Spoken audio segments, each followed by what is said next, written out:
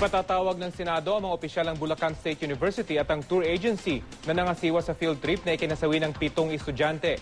Ang Kamara gigisahin din ng mga opisyal ng universidad kapag humarap sila sa pagdinig ng kanilang panukalang budget. Balita hatid ni Haji Rieta. Pwede mo ba bago tayo mamaalam eh? Kahit palakpakan na lang natin yung 16 na buhay niya. Sa ganitong paraan nagpaalam sa first-year tourism student na si Helena Marcelo ang kanyang mga mahal sa buhay. Inihatid siya kahapon sa huling hantungan. Isa siya sa 7 estudyante ng Bulacan State University na nalunod sa ilog ng San Miguel, Bulacan sa gitna ng kanilang field trip noong nakaraang linggo. Inilibing na rin kahapon ang 2 pang biktima na sina Micael Alcantara at Jeanette Rivera.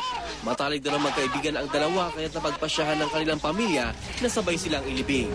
Patuloy naman na magluluksa at magsasagawa ng prayer vigil ang mga taga-BSU hanggat hindi pa inalilibing ang lahat ng mga nasawi. Nakatakda naman magpulong ang kanilang mga pamilya para pag-usapan ang mga gagawin nilang legal na hakbang laban sa BSU.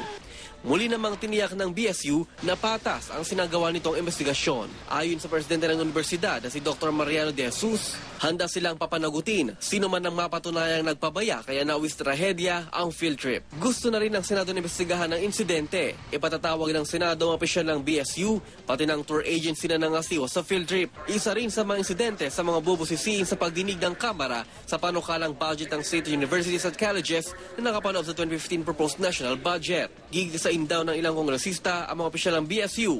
Oras na humarap sila sa pagdinig para depensahan ang kanilang panukalang budget. Haji Rieta, GMA News.